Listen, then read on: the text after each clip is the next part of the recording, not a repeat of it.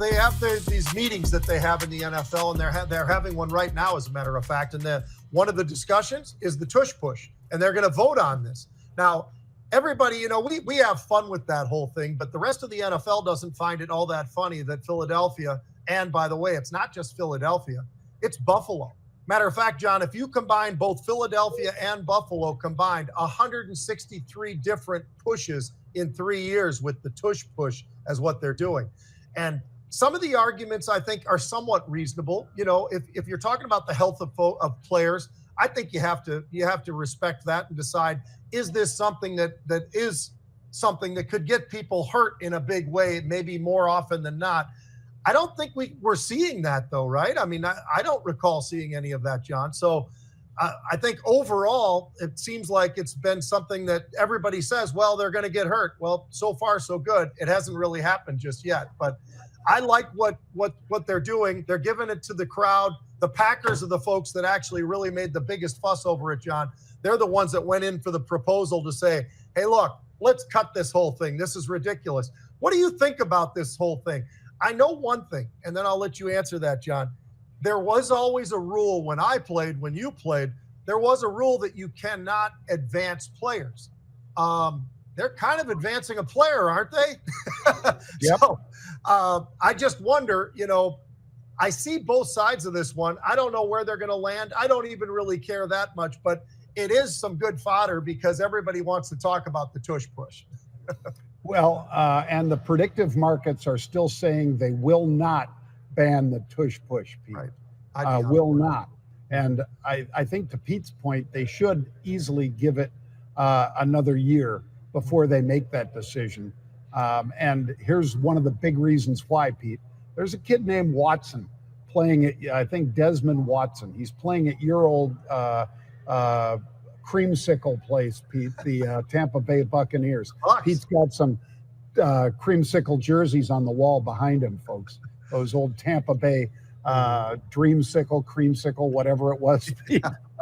But this kid is 6'6", 464 pounds.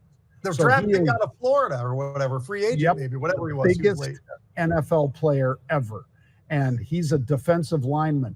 And you know what they're going to do, Pete? They're going to put him head up on the center for the tush push.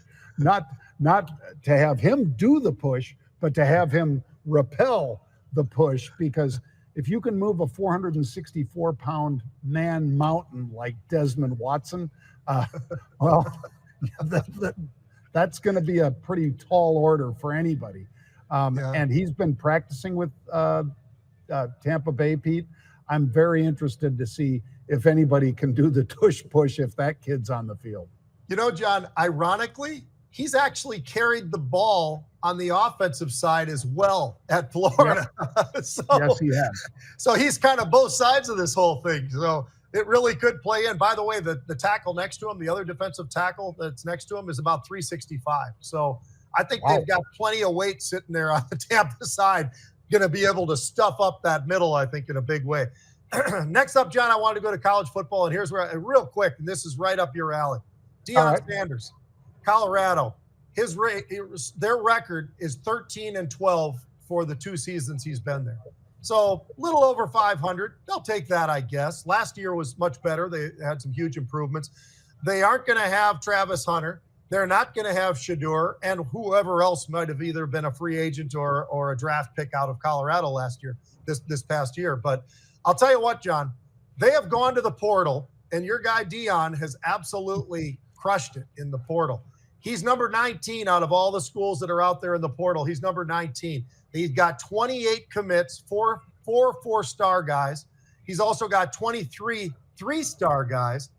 And 7 transfers on the offensive side are already slotted to be starters for Colorado this coming fall. Wow. So interesting to see what they did, one of them being the quarterback, obviously. You got to replace the quarterback, but it's going to be pretty interesting. What do you think? It's really, really early. We haven't seen a daggone thing. We don't know. But what do you think? Is Deion a really good coach, or did he have really good players? Because those players might not be as good as what they had, especially those 2 that we highlighted.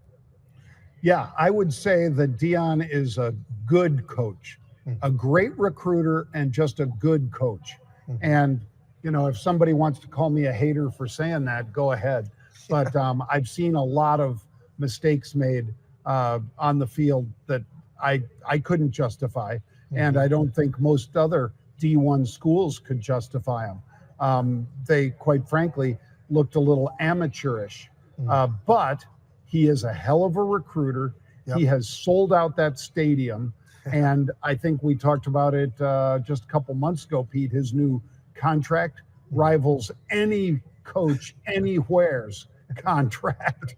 So what he does for the city of Boulder, with all the tourism that comes in for that school, with all of the applications that come in and so forth, it's measurable, but it's almost immeasurable because he does such a great job just by being Dion.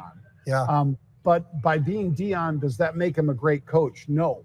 And to your point, Travis Hunter made him a great coach. Shadur and Shiloh made him a great coach. We'll see. These guys that come in and start, do they have enough to be able to compete at that level again, as difficult as it was last year? I mean, keep in mind that his son, Pete, threw whatever, 70% completions or whatever the heck it was. Not too bad. 3,900 yards or whatever, 36 touchdowns. I mean, you know, it was a heck of a year for the Buffalo. I don't know if they're going to repeat that this year, but I think we'll get a better look at what kind of coach he is, not just what kind of father he was to a couple of the best to play in a long time, along with their friend Travis Hunter.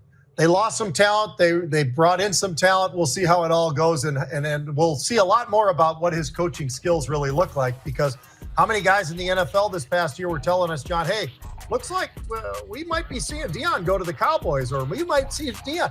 I'm not sure that actually really was ever on the table. It was probably fun to talk about, but I'm not sure that was truly on the table. So it'll be interesting. It'll be a lot of fun to see how he does this year as a coach. The Big 12 is a great conference, and they get better and better every year.